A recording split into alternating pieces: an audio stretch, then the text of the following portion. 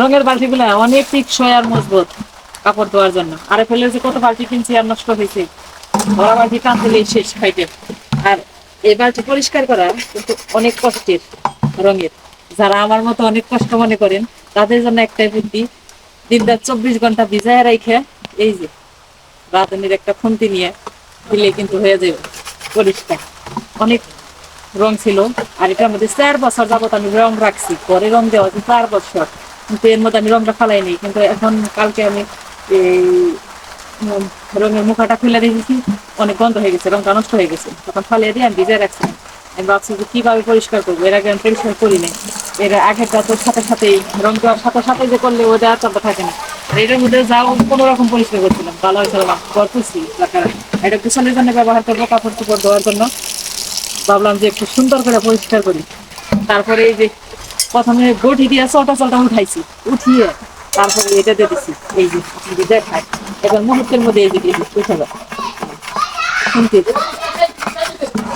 সাথে সাথে একদম সাদা করে ফেলছি। অনেক বেশি ছিল, একদম ছটার মতো লেগে আসা। উঠানেটা আমি অনেক বেশি ডিফিকাল্ট মনে করছিলাম, আমার কাছে এত কঠিন লাগছে আমি একদম অনসাহস হয়ে গেছি। যেটা পরিষ্কার করা আছে একটা বালতি মনে হয় কিনে অনেক ভালো হইব, কিন্তু আসলে না। এটা পরিষ্কার করলে এটার মধ্যে পাড়িয়া পাড়িয়া কিন্তু একদম ভিতরে কাপড় দিয়ে তারপরে পাড়া দিয়ে তখন যায় পরিষ্কার করার জন্য।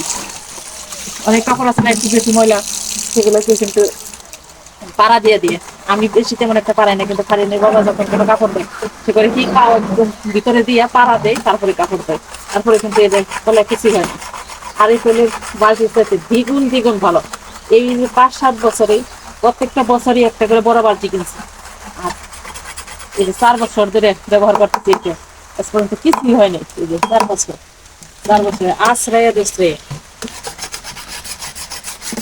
আর উপর থেকে বৃষ্টি পড়তেছে, আল্লাহর রহমত।